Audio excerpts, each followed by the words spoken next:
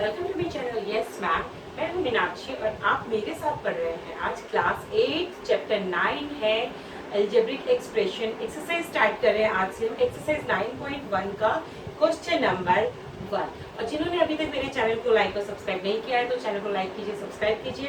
और कोई भी आपको है, कोई भी मैथ से रिलेटेड कोई भी प्रॉब्लम है तो कमेंट बॉक्स में आप मुझे करके पूछ सकते हैं। तो आइए स्टार्ट करते हैं। सबसे पहले क्वेश्चन नंबर 1 है identify the terms their coefficients, okay, and for each expression।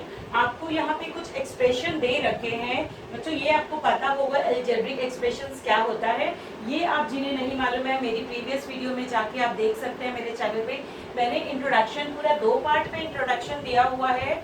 Introduction part 1, introduction part 2 chapter 9 का, तो वहां पे आप जाके देख सकते हैं। तो क्वेश्चन नंबर 1 इज एक्सप्रेशंस दे रखे हैं आपको कुछ, उसमें आपको बताना है कि इस एक्सप्रेशन में 5xyz² माइनस 3xy, इस एक्सप्रेशन के अंदर कौन कौन सी टर्म्स हैं, टर्म्स क्या हैं और इसके कोफिशिएंट क्या है वो बताना है।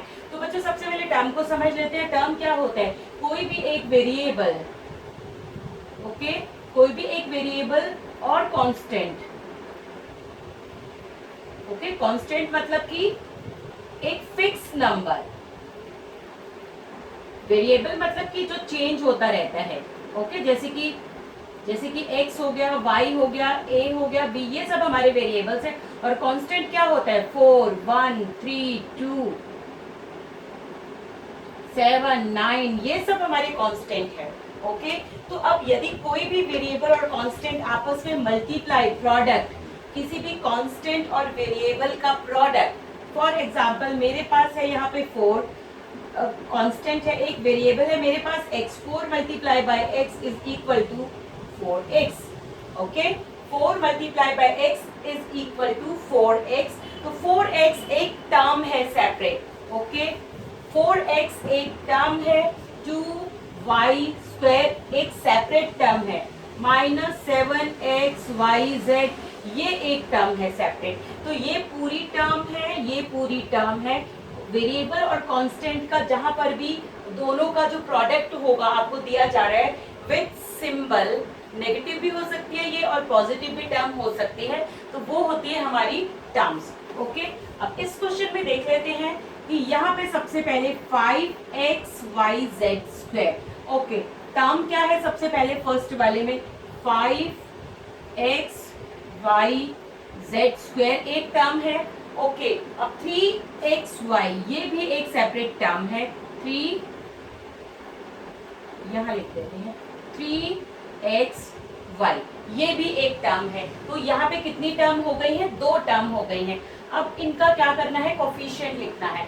कोफिशिएंट बच्चों, कोफिशिएंट होता क्या है? किसी भी वेरिएबल की जो न्यूमेरिक वैल्यू होती है, कोई भी वेरिएबल हो गया, फॉर एग्जांपल कोफिशिएंट क्या होता है? किसी भी वेरिएबल की x के साथ में 7 जुड़ा हुआ है, ओके, तो 7 मल्टीप्लाई बाय x हो रखा है, तो इस वेरिएबल की न्यूमेरिकल वैल्यू क्या है? 7, ओके। तो ये इसका कोफिशिएंट है, चाहे वो पॉजिटिव में आए चाहे नेगेटिव में आए, आपको उसी तरह से लेना है जैसे आपको क्वेश्चन में गिवन होगा, ओके। अब हमारे पास में हमने कोफिशिएंट लिखना है, इस वाली टर्म का कोफिशिएंट 5xyz²। अब xyz² वेरिएबल नहीं लेना है, कोफिशिएंट एक न्यूमेरिक वैल्यू होती है किसी भी वेरिएबल की। यहाँ पे 3 वेरिएबल हैं, सो xyz² इस वाली टर्म में इसका कोफिशिएंट क्या है? 5। First term coefficient of xyz² in the term 5xyz² is 5, okay. Second वाली टर्म में, ओके, सेकेंड वाली टर्म में x और y का कोफिशिएंट, यानी कि इनकी न्यूमेरिक वैल्यू क्या है? 3। तो सेकेंड वाली टर्म में इनकी न्यूमेरिक वैल्यू है 3। आप चाहे तो ऐसे भी लिख सकते हो नीचे लिख के टर्म को, क्योंकि मेरे पास इतना स्पेस नहीं है बेटा, मेरा बोर्ड बहुत छोटा है, सो इसलिए मैं एक साथ एक लाइन में लिख के यहाँ पे कोफिशिएंट लिख रही हूँ। फर्स्ट टर्म का जो कोफिशिएंट है वो ये है, सेकेंड टर्म का कोफिशिएंट जो है वो ये है, ओके। अब हमारे पास में आपको समझ आया होगा कोफिशिएंट क्या होता है, टर्म्स क्या होता है, वेरिएबल्स क्या होते हैं। अब सेकंड टर्म में आ जाइए, 1 तो खुद ही एक कांस्टेंट नंबर है। 1 क्या है? वन एक कांस्टेंट है, ओके। कांस्टेंट एंड वेरिएबल मैंने अभी आपको बताया, कांस्टेंट एक फिक्स नंबर होता है, ओके। वन तो खुद ही कांस्टेंट है, तो सबसे पहले तो ये टर्म हो गई one, okay. Second term is ये वाला x, सेकेंड टर्म इसमें x होगी। थर्ड टर्म क्या हो गई, x की पावर 2। अब इस वाले एक्सप्रेशन के अंदर तीन टर्म है separate separate, 1x and x square, okay. अब इनके कोफिशिएंट लिख लेते हैं। अब इस वाले टर्म का कोफिशिएंट, 1 का कोफिशिएंट, ये तो खुद एक कांस्टेंट नंबर है, तो 1 का कोफिशिएंट 1 जो नंबर दिया जाता है, 1 की जगह 2 होता, 3 होता, 4 होता, तो वही सेम नंबर उसका कोफिशिएंट होता। सो 1 का कोफिशिएंट 1 ही है, ओके। x क्या है, अब x सिंगल, एक सिर्फ आपके पास में x दे रखा है, तो x का जो कोफिशिएंट आएगा वो 1 आएगा। हिडन में हम x की वैल्यू जो है, एक तरह से प्रोडक्ट यदि हम मल्टीप्लाई करेंगे, x को 1 से यदि हम मल्टीप्लाई करेंगे, ये देखिए x multiply by 1 is equal to x आएगा। तो x का कोफिशिएंट क्या होगा हमारे पास में, इस वाले x का कोफिशिएंट भी 1 होगा, ओके। अब x की पावर 2, x की पावर 2 वही सेम चीज है, x की पावर 2, इसका भी कोफिशिएंट क्या होगा, 1 होगा, क्योंकि यदि हम x की पावर 2 का मतलब क्या है, x multiply by x multiply by 1, okay. जब हम पावर को मल्टीप्लाई करते हैं, बेस सेम है, दोनों x है, तो इनकी पावर, अब यहाँ कुछ नहीं है तो हम 1 मानते हैं, यहाँ पर भी 1 मानते हैं। तो जब भी मल्टीप्लाई करते हैं हम दो वेरिएबल को, तो सेम वेरिएबल्स को, लाइक आपका वेरिएबल होना चाहिए, तो यदि हम लाइक x को प्लस कर रहे हैं, तो पावर जो होती है, बेस सेम होते हैं, पावर उनकी ऐड हो जाती है।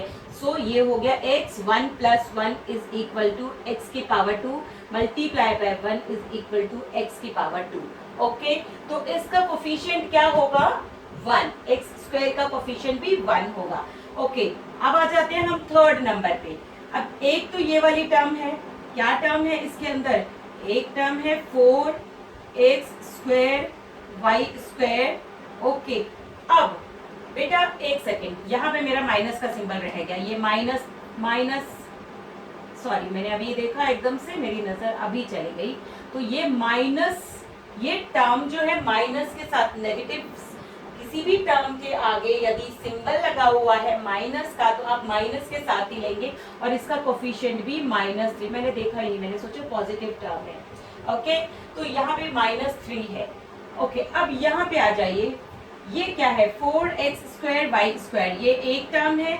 अब 4x² y² z² के साथ में माइनस का सिंबल है, तो ये भी एक टर्म है, -4x² y² and z², okay. अब इसमें एक और टर्म है z², तो z² भी एक टर्म है, इसके आगे पॉजिटिव साइन है, सिंबल जो भी लगा है पॉजिटिव है, नेगेटिव है, प्लस का हमें अंडरस्टूड होता है कि इसके आगे प्लस का साइन हमने नहीं लगाया, क्योंकि अंडरस्टूड होता है, क्लास 8 में हो तो इतना आपको पता होगा बेटा, ओके। अब हम यहाँ क्या कर रहे हैं, इनके कोफिशिएंट लिखने हैं हमें। अब इस वाली टर्म का कोफिशिएंट, सबसे पहले हम इस वाली टर्म का कोफिशिएंट लिख रहे हैं। सो x² और y², इस टर्म में x² y² का कोफिशिएंट क्या है, 4, ओके। अब पॉजिटिव 4 है। अब इस वाली टर्म का लिख रहे हैं, माइनस के साथ ही लेना है बेटा, ये ध्यान में रखना, माइनस के साथ ही लेना है। सो इसका कोफिशिएंट x² y² z², इस टर्म में क्या कोफिशिएंट है, -4, ओके। और z², थर्ड टर्म जो थी हमारी ये वाली थी z², इसके अंदर इसका कोफिशिएंट कुछ दिया ही नहीं गया है, सो 1 से मल्टीप्लाई किया गया होगा, ये फैक्टर यदि हमने कर दिए थे, अभी इसको मैंने फैक्टर्स करके बताया था आपको, तो इसका क्या होगा, कोफिशिएंट 1 होगा। अब नेक्स्ट में आ जाइए, नेक्स्ट टर्म में 3, अब 3 का कोफिशिएंट, 3 को यदि हमने 1 से मल्टीप्लाई किया गया होगा तो क्या आएगा, 3 के फैक्टर्स यदि हम करेंगे 1 × 3, तो 3 का कोफिशिएंट 3 ही मानते हैं हम। तो 3 एक टर्म है, यहाँ सबसे पहले टर्म लिख रहे हैं, 3 एक टर्म है, -pq एक टर्म है, ओके। फिर QR एक टर्म है, ये वाला QR, और फिर -rp एक टर्म है, -rp, ओके। सिंबल के साथ ही लेना है, यहाँ पे एक टर्म ये है, एक टर्म ये है, एक टर्म ये, और एक टर्म ये, 4 टर्म्स का पॉलिनोमियल है ये, एक आपके पास में एक एक्स एल्जेब्रिक एक्सप्रेशन है ये, ओके। ओके, अब यहाँ 3 की कोफिशिएंट क्या है? 3 का कोफिशिएंट, 3 का कोफिशिएंट बच्चों जब कुछ नहीं दिया गया है, ये तो खुद ही एक कांस्टेंट नंबर है, सो 3 का कोफिशिएंट 3 ही होगा। अब माइनस पी क्यू, अब इसके यदि मैं फैक्टर कर दूं, ओके फैक्टर कर रही हूँ -1 multiply by P multiply by Q. अब यदि इस p और q को -1 से मल्टीप्लाई किया गया होगा तभी तो माइनस पी क्यू आया, तो इसके मैंने फैक्टर्स करके दिखाया आपको। तो यहाँ कुछ नहीं दिया गया है तो इट मीन्स 1 इसका कोफिशिएंट है, मतलब कि सिंबल के साथ में लेना है -1। ओके, अब इस वाली टर्म में क्यू आर दिया गया है सिर्फ, तो कोफिशिएंट क्या होगा? इसमें भी कुछ नहीं दिया गया है तो 1 कोफिशिएंट होगा, जिसमें कुछ नहीं कांस्टेंट दिया गया। और R P minus R P है, सो इसे भी -1 से मल्टीप्लाई किया गया होगा, तो इसका भी कोफिशिएंट 1 होगा। ओके, यहाँ पे देखिए कुछ नहीं है, सो कोफिशिएंट इनका ये होगा। अच्छा, अब नेक्स्ट टर्म, इस वाली टर्म में आ जाते हैं, x/2। एक टर्म तो आपकी x/2 है, ओके कॉमा बीच में, एक टर्म आपकी y/2 है, एक टर्म आपकी देखिए यहाँ पे क्या लगा हुआ है? माइनस, एक्स वाई के आगे माइनस लगा हुआ है, तो हम इसको रीड भी ऐसे ही करेंगे। थर्ड टर्म है -xy। ओके, अब देखिए, अब इसका कोफिशिएंट x/2, यदि यहाँ पे x/2 की जगह 2 वेरिएबल नीचे होता तो ये पॉलिनोमियल ही नहीं होता, क्योंकि डिवीजन में कभी भी पॉलिनोमियल वेरिएबल नहीं आता है। सो इसका वेरिएबल ऊपर है, तो हम क्या करेंगे? इसको x/2 में वेरिएबल का जो वेरिएबल की एक कांस्टेंट वैल्यू क्या है? वेरिएबल के साथ में तो कुछ नहीं है, x के साथ में तो क्या मानेंगे इसको? 1/2। x की जगह 1, x की जगह 1, सो इसकी कोफिशिएंट क्या होगा? 1/2। फर्स्ट वाले में x/2 में x को क्या मानते हैं? 1, सो नीचे वाला 2 एज इट इज रहेगा, सो 1/2। अब y/2 में क्या होगा? y/2 में भी यही सेम चीज है, 1/2। ओके, अब माइनस है कि प्लस है चेक कर लेते हैं। ओके, प्लस का ही है। अब -xy, तो -xy अब आ गया हमारा ये वाला, तो -xy में कोफिशिएंट क्या होगा? -1। इन दोनों को, ये प्रोडक्ट है x multiply bye y multiply by -1, तो अब इसमें इसकी न्यूमेरिक वैल्यू क्या है? -1। -1 न्यूमेरिक वैल्यू है जिसे हम कोफिशिएंट कहते हैं। अब लास्ट वाले में आ जाइए, ये वाला हम कर रहे हैं, इसके अंदर अब बताइए इसके अंदर टर्म क्या है?